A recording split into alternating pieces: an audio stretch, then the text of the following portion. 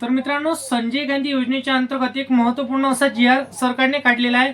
दिव्यांग व्यक्तींसाठी सामाजिक सुरक्षा अंतर्गत विवाह प्रोत्साहन अनुदान योजना. याच्यासाठी आता दिव्यांगांना प्रोत्साहन अनुदान मिळणार आहे. हे अनुदान कसं मिळणार आहे तर 11 जून 2026 रोजी हा शासन निर्णय जी.आर. सरकारने काढलेला आहे. या जी.आर.च्या अंतर्गत संजय गांधी योजनेच्या अंतर्गत लाभ घेणाऱ्या सर्व लाभार्थ्यांना लाभ कसा मिळणार हे आपण बघणार आहे. कारण की बघा, इथं जसं की तुम्हाला स्क्रीनवरती तुम्ही पाहू शकत असाल, इथं दिव्यांग व्यक्तींना जसे की हक्क अधिनियम 2016 आणि दिव्यांग व्यक्ती हक्क अधिनियम 2017.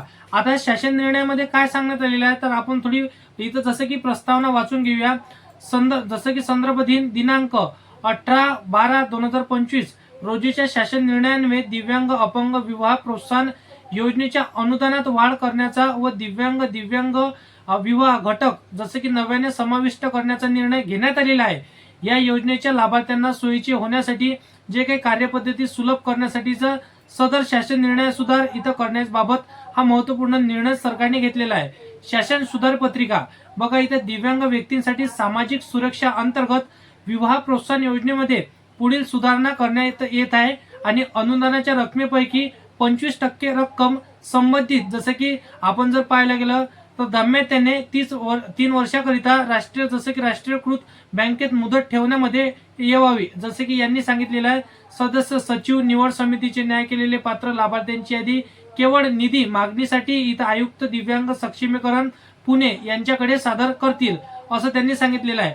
त्याच्यानंतर काय इथं महत्त्वपूर्ण निर्णय घेतलेला आहे हे पुढे तुमच्यासाठी महत्त्वपूर्ण ठरणार आहे.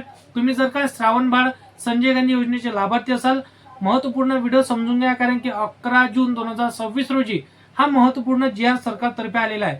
सदर योजनेच्या पात्र लाभार्थ्यांना मुख्य कार्यकारी अधिकारी जिल्हा परिषद यांच्या मार्फत अनुदानाची पूर्ण रक्कम पती व पत्नीच्या संयुक्त बँक खात्यामध्ये थेट लाभ हस्तांतरित डीबीटी प्रणालीद्वारे जमा करण्यात येईल. त्याच्यानंतर बघा, जिल्हा कार्यालयातून निधी मागवी येऊ.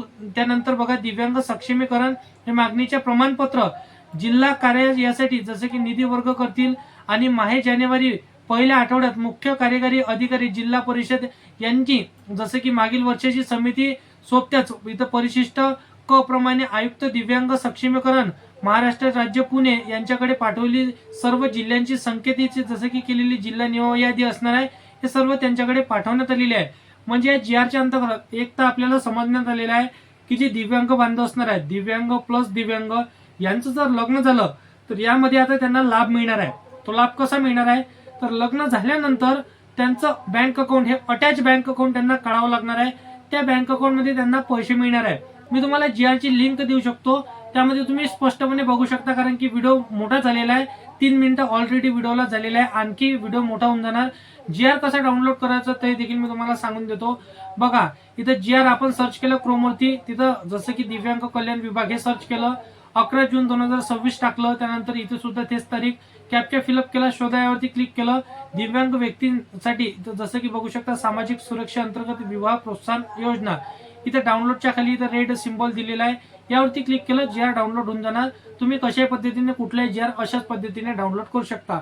म्हणजे एका व्हिडिओमध्ये 2 टॉपिक आपण कव्हर केलेले आहे. तर अशा पद्धतीची माहिती आहे मित्रांनो. असेच कामाची व्हिडिओ जर का तुम्हाला सर्वात अगोदर जाणून घ्यायचे असेल तर आताच्या चॅनलला सबस्क्राईब करून साईडला दिलेल्या बेल नोटिफिकेशनला नक्की प्रेस करा. तर मित्रांनो, चला भेटूया नेक्स्ट व्हिडिओमध्ये.